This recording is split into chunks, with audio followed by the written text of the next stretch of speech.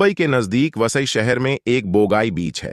26 जुलाई 2021 को इस बीच के किनारे काफी लोग घूम रहे थे और सब यहां पर खूब एंजॉय कर रहे थे।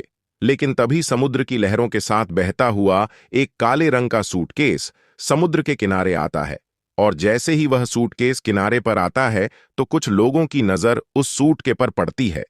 सूटकेस को देखते ही लोगों के मन में कई तरह के ख्याल आने लगते हैं और फिर उन्हीं लोगों में से एक व्यक्ति उस सूटकेस को देखकर पुलिस को फोन करता है और फिर थोड़ी ही देर में पुलिस वोगाई बीच पर पहुंच जाती है। और जैसे ही पुलिस उस सूटकेस को देखती है तो पुलिस वालों को भी उस बैग को देखकर कुछ शक होने लगता है। और जब उस सूटकेस को खोला जाता है तो पुलिस का शक यकीन में बदल जाता है, क्योंकि उस सूटकेस के अंदर एक लाश थी। और लाश की अजीब बात यह थी कि उस लाश का सिर नहीं था, यानी ये सिर कटी हुई लाश थी, लेकिन उस लाश के जिस्म पर पूरे कपड़े थे। इसके बाद पुलिस उस सूटकेस को अच्छे से चेक करती है और आसपास करीब 1 या 2 किलोमीटर के इलाके में छानबीन की जाती है। और पुलिस को कहीं ना कहीं लग रहा था कि हो सकता है इस लाश का सिर भी यहीं फेंका गया हो और हो सकता है वो उन्हें मिल जाए। लेकिन बहुत छानबीन करने के बाद भी पुलिस को लाश का सिर नहीं मिलता। इसके बाद उस शव को पोस्टमार्टम के लिए हॉस्पिटल भेज दिया जाता है और पुलिस उस सूटकेस की एक बार फिर से अच्छे से तलाशी करती है ताकि कहीं से उन्हें कोई सुराग तो मिले, लेकिन इसका कोई फायदा नहीं हुआ।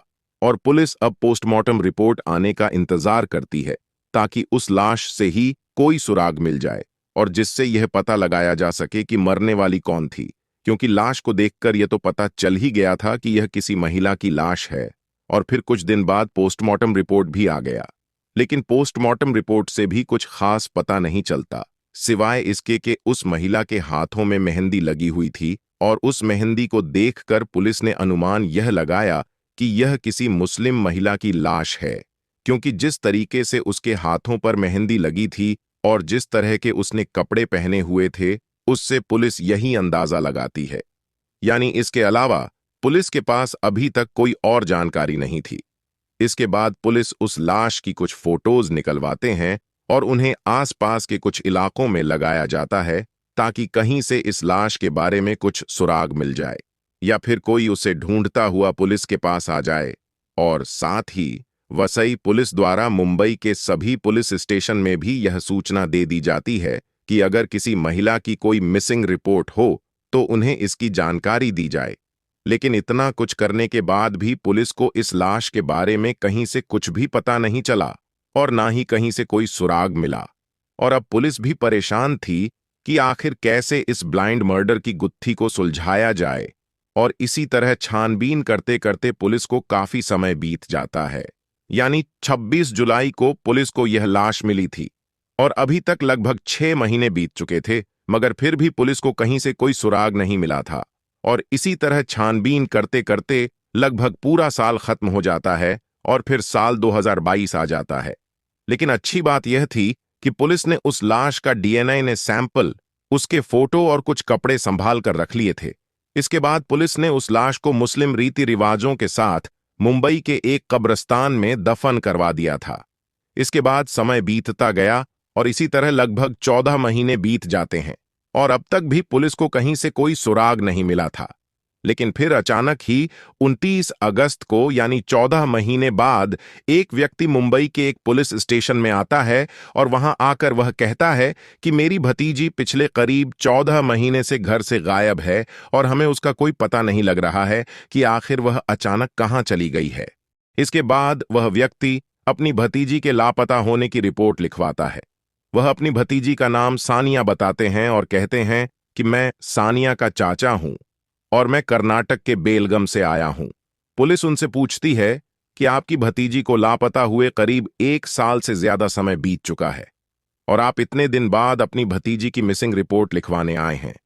यानी इतने दिन तक आप कहां थे और क्या कर रहे थे और आपकी भतीजी यहां मुंबई में क्या कर रही थी? वह पुलिस को बताते हैं कि सानिया अनाथ है, यानी उसके माँ बाप नहीं है और मैंने ही उसे पाल पोस कर बड़ा किया है। सानिया के चाचा ठीक ठाक परिवार से थे, यानी वह फाइनेंशियली भी स्ट्रांग थे और साल 2017 में उन्होंने सानिया की शादी मुंबई के नाला सुपारा में रहने वाले आसिफ शेख से की थी और उस समय आसिफ सऊदी अरब में नौकरी करता था। उन्होंने बताया कि सानिया और आसिफ की अरेंज मैरिज हुई थी, लेकिन उन दोनों की सहमति से हुई थी और वह दोनों ही इस शादी से बहुत खुश थे। और फिर 2019 में सानिया ने एक बेटी को जन्म दिया जिसका नाम उन्होंने अमायरा रखा, क्योंकि यह एक खुशहाल परिवार था। लेकिन अब इनके घर में एक और नई खुशी आ गई थी। सानिया के चाचा जावेद ने पुलिस को आगे बताया कि अक्सर अपनी बेटी सानिया से हमारी फोन पर बात होती रहती थी, लेकिन अचानक से उसने हमारा फोन उठाना बंद कर दिया था और फिर कुछ दिन बाद उसका फोन हमेशा के लिए स्विच ऑफ हो गया।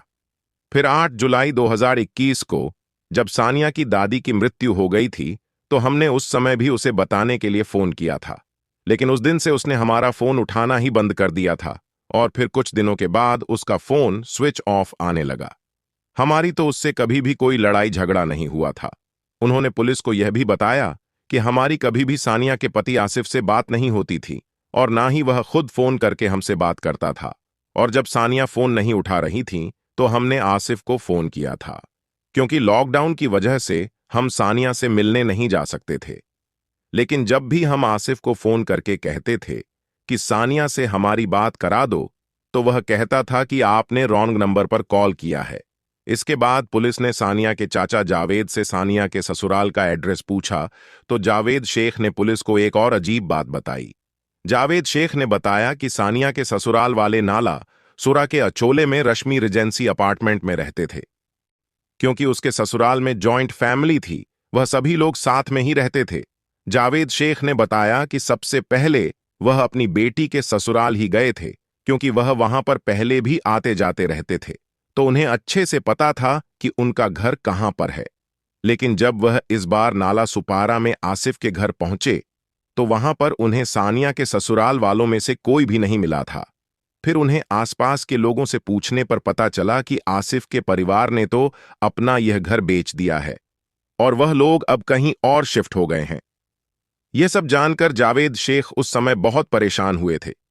एक तो बेटी के बारे में उन्हें कुछ पता नहीं चल रहा था और अब उसके ससुराल वाले भी अपना यह घर बेचकर कहीं और चले गए थे, और अब यह भी नहीं पता कि वह कहां पर गए हैं, यानी अब उनको कहां ढूंढा जाए।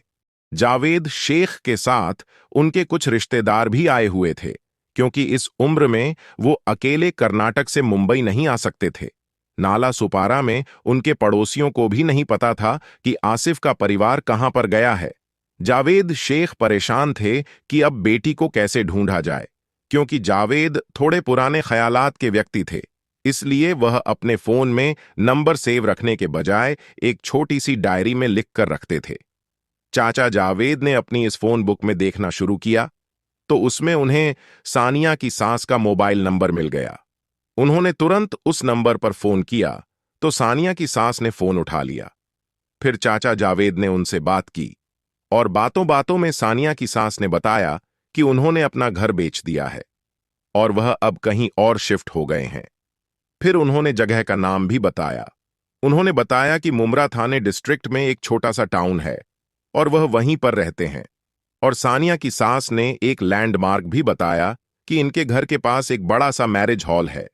सानिया की ससुराल का पता चलते ही जावेद शेख तुरंत अपने जानने वालों के साथ वहां पहुंचते हैं और फिर उस मैरिज हॉल के आसपास पता करते करते यह लोग सानिया के ससुराल पहुंच जाते हैं। वहां पर सानिया की सास ससुर उसका देवर यासीन और पति आसिफ भी था। उसकी बेटी अमायरा भी थी, यानी सभी लोग तो मौजूद थे, लेकिन सानिया कहीं नहीं दिखाई दे रही थी। जावेद शेख ने आसिफ से पूछा कि सानिया कहां पर है, उसको बुलाओ तो। इस पर आसिफ ने उन्हें एक अजीब कहानी सुनाई। उसने बताया कि जुलाई 2021 में एक दिन वह सुबह को जब उठे तो उनको एक लेटर मिला था और वह लेटर सानिया ने लिखा था।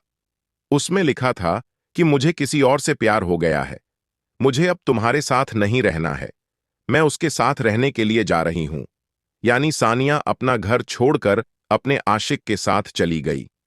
पूरा परिवार दुखी हो गया था कि सानिया का किसी के साथ एक्स्ट्रा मैरिटल अफेयर था और वह उसी के साथ भाग गई है, यानी उसने अपने पति और बेटी का भी ख्याल नहीं किया। आसिफ ने बताया कि वह लेटर उसने संभाल कर रख लिया था। फिर उसने वह लेटर सानिया के चाचा जावेद को भी दिखाया। इसके आगे जावेद ने पुलिस को बताया कि वो लेटर उन्होंने भी पढ़ा था। सानिया के ससुराल वालों की सारी बातें सुनने के बाद सानिया के चाचा और दूसरे रिश्तेदार मुंबई में जहां पर ठहरे हुए थे वहां चले गए। चाचा जावेद को सानिया की इस हरकत से बहुत दुख पहुंचा था, लेकिन उन्हें इस बात पर विश्वास नहीं हो रहा था और उनका दिल भी नहीं मान रहा था, क्योंकि सानिया को तो उन्होंने बचपन से पाल पोस कर बड़ा किया था और वह अच्छी तरह से समझते थे कि सानिया ऐसा नहीं कर सकती, और अगर वह कहीं जाती भी तो वह उनसे रिश्ता कभी नहीं तोड़ती। और इन्हीं चीजों को लेकर जावेद शेख 2-3 दिनों तक बहुत सोचते रहे, क्योंकि इस बात को उनका मन नहीं मान रहा था। और फिर 29 अगस्त 2022 को वह मुमरा पुलिस स्टेशन पहुंचे और यहां की पुलिस ने उनसे कहा कि आपकी बेटी नाला सुपारा के अचोले थाना क्षेत्र के अंतर्गत से गायब हुई थी, इसलिए आपको वहीं जाना चाहिए, क्योंकि अगर वह भी कंप्लेंट लिखते तो फिर भी उसे हमें नाला सुपारा के थाने में ही ट्रांसफर करना पड़ता।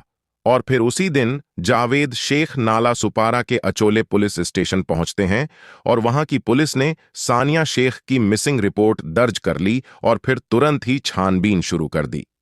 जावेद शेख को यकीन नहीं था कि सानिया किसी के साथ भाग सकती हैं। उन्हें लग रहा था कि उसके साथ कुछ तो हुआ है।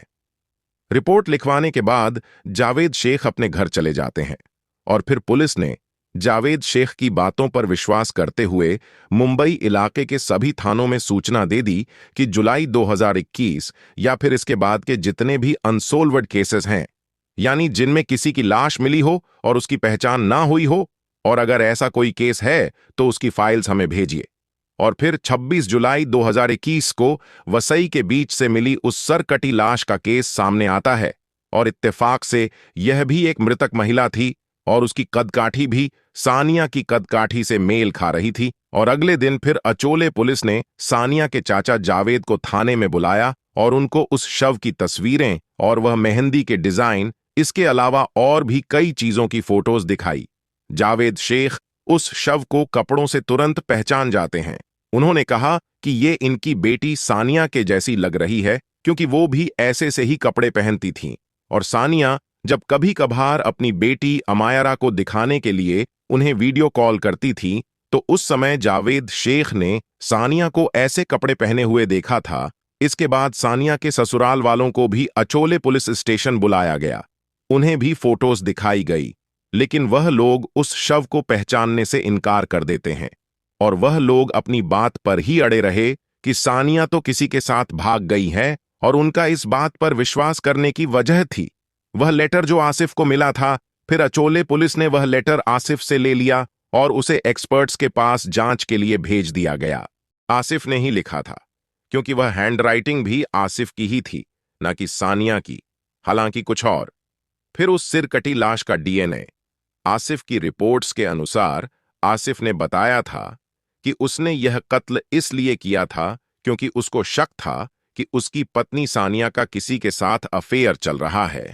लेकिन एक रिपोर्ट में यह भी था कि आसिफ का किसी दूसरी लड़की से अफेयर, और यह बात सानिया को पता चल गई थी और सानिया को रास्ते से हटाने के बाद ही वो दोनों शादी कर सकते थे, इसलिए आसिफ ने उसकी हत्या कर दी।